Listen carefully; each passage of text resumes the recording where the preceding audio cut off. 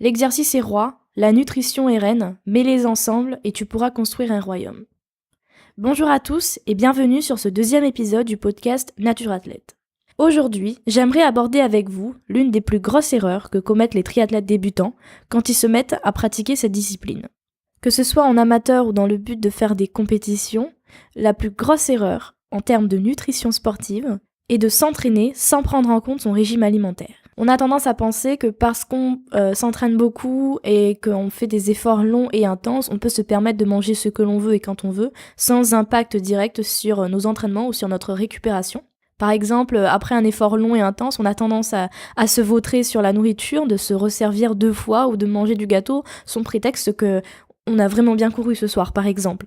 Mais le fait déjà de croire que l'on a mérité de manger ce gâteau après un long effort, c'est déjà une très mauvaise relation avec l'alimentation. Parce que on n'a pas besoin de faire quelque chose pour mériter un aliment quel qu'il soit. Alors après, bien sûr, si vous avez envie d'un cookie ou d'une part de gâteau, mais ne laissez personne vous en empêcher si vous en avez vraiment envie, mais il ne faut pas que ça devienne une habitude quotidienne.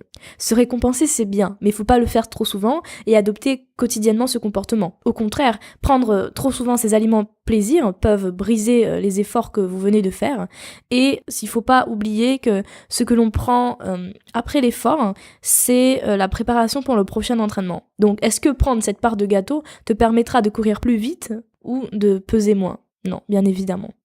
Donc, je pense qu'un concept qui est fondamental, c'est que la nourriture est ton carburant. Ton corps est ton moteur et ta nourriture est ton carburant. Ainsi, si tu apportes du mauvais carburant, il va y avoir des effets sur les performances du moteur. Donc, je vais te lister quelques effets d'une mauvaise alimentation et d'une mauvaise compréhension de l'assimilation de certains nutriments essentiels à notre pratique sportive et qui doivent être privilégiés pour avoir de meilleurs entraînements et une meilleure récupération, ce qui est fondamental dans notre discipline. Alors déjà, le premier effet qui va avoir si tu te nourris pas correctement, c'est une performance faible. Donc déjà, je vais mettre les bases, c'est que on a 3 macronutriments nécessaires. Donc c'est les glucides, les graisses et les protéines.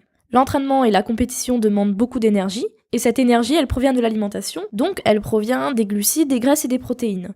Et justement, si on ne consomme pas assez ces macronutriments, le corps ne va pas être capable d'atteindre son meilleur niveau de performance. C'est évident. C'est par exemple pour les entraînements de type force, qui vont puiser dans les réserves de glucides pour l'énergie. Si on n'a pas assez de réserves de glucides, on va pas avoir l'énergie maximale qu'on pourrait avoir si on s'était bien alimenté. Et pour les entraînements de type force, il faut aussi des protéines pour nourrir les muscles durant l'effort. Donc, si on n'a pas assez de réserve de protéines, on ne va pas être capable de nourrir le muscle correctement.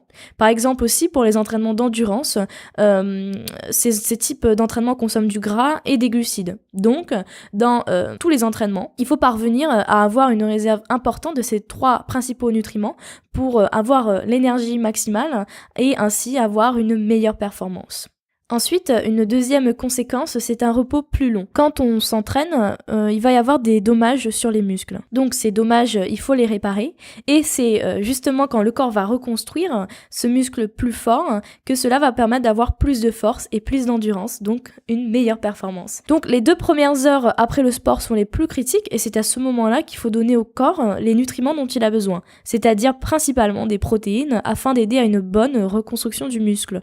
Donc directement après l'effort, dans les 2 heures, il faut donner à son corps ce dont il a besoin pour permettre d'avoir une meilleure reconstruction et un muscle plus fort. Et ainsi un repos moins long parce que déjà en triathlon on a 3 disciplines, donc on va essayer de minimiser les temps de repos et ainsi pouvoir s'entraîner plus pour être encore plus performant. Et enfin, 3e conséquence, c'est un système immunitaire plus faible. Donc l'entraînement, il va produire du stress pour le corps qu'on appelle l'hormone du cortisol. Ce cortisol augmente sous l'effet de la durée de l'entraînement, donc plus on va faire un effort long, plus on va sécréter du cortisol. Donc une des meilleures façons de bloquer cette montée, c'est de respecter une nutrition stricte et adaptée juste après l'entraînement. Parce que quand le niveau de stress est élevé, les capacités du système immunitaire sont bloquées. Les cellules du système immunitaire sont comme endormies à force de baigner dans le cortisol. Donc ainsi, voici les 3 effets d'une mauvaise alimentation. Donc je récapitule, c'est une performance faible, un repos plus long et un système immunitaire plus faible. Tout ce qu'on ne veut pas. Avant de terminer cet épisode, j'aimerais donner un conseil, c'est de ne pas prioriser les protéines. Elles sont très importantes car elles permettent d'aider à la construction du muscle et à la perte de poids, mais il faut savoir répartir équitablement les 3 principaux macronutriments, tout en modération et équitablement. On n'a pas que les protéines dans notre vie. Les protéines, ça sert à construire du muscle, mais on a besoin de glucides et de graisses.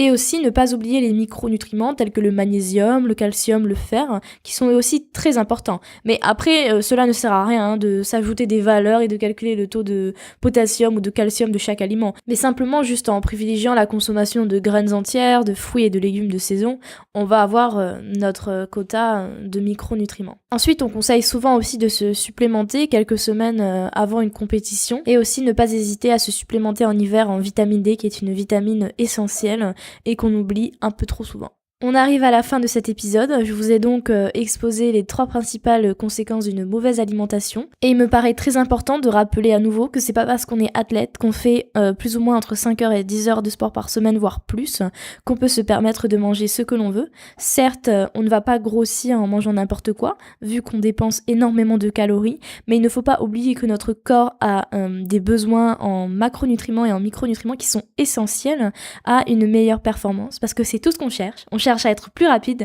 plus performant et être plus efficace sur ces 3 sports. Et c'est en apportant un meilleur carburant au corps qu'on va pouvoir être plus rapide et plus efficace et le moteur va être plus performant. Donc je vous dis à très bientôt pour un prochain épisode. N'hésitez pas à vous abonner et à me laisser un commentaire pour m'encourager ou pour me donner votre avis ou une critique constructive. Et à très vite.